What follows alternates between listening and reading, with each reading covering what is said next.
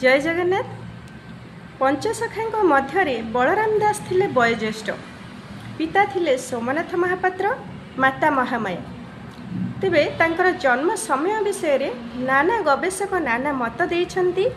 अच्युतानंद उदय कहानी अनुसार बलराम दास 1481 ख्रीष्टाब्द जन्मग्रहण करथिले बोली पंडित सूर्यनारायण दास मत देइछन्ति। अध्यापक आर्तवल्लभ महांती बट अवकाशर मुखबंधरे बलराम दास को जन्म 1475 ख्रीष्टाब्द बोली कहिछन्ति। तेबे तांकर पिता थिले प्रताप रुद्रदेवଙ୍କ मंत्री। बलराम दास एकाधिक पुस्तकर रचयिता। तांकर जगमोहन रामायण, सारला दास को महाभारत पर एक विराट ग्रंथ।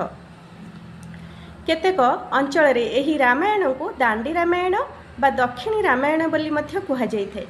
यह व्यतीत भाव समुद्र, वेदांत सार, गुप्त गीता, लक्ष्मी पुराण, बौला अध्याय, कांत कोइली, मृगुणी स्तुति, तुलाभिणा, गुप्त टीका भली अनेक उपादेय ग्रंथ मध्य रचना करछन्ति। तांकर लेखनी श्रीजगन्नाथ को केन्द्र करी आध्यात्मिक साधनार रचनार समृद्ध होइथिला। तांकर अनेक अलौकिकता तांकर रचना गुड़िकरे प्रकाश पाइछि। बट अवकाश जगन्नाथ कृपारू तांको सहित लंकापुरी यात्रा करथिले। जगन्नाथ सहित लंकापुरी जिबा बेले बड़ देउलरू सांगरे स्वर्ण झरी नेबा, प्रभात पूर्वर भ्रमवशत यथास्थान रखि न पारिबा एवं कथा राजांको पर्यंत जिबा भली अलौकिकता कथा प्रकाश पाइछि। सेहीपरि भाव समुद्र कवि रथयात्रा समय रथ उपरकू चढ़िबारु तांकु सेवक माने किपरि अपमानित करी रथरू बाहर कर देइछन्ति।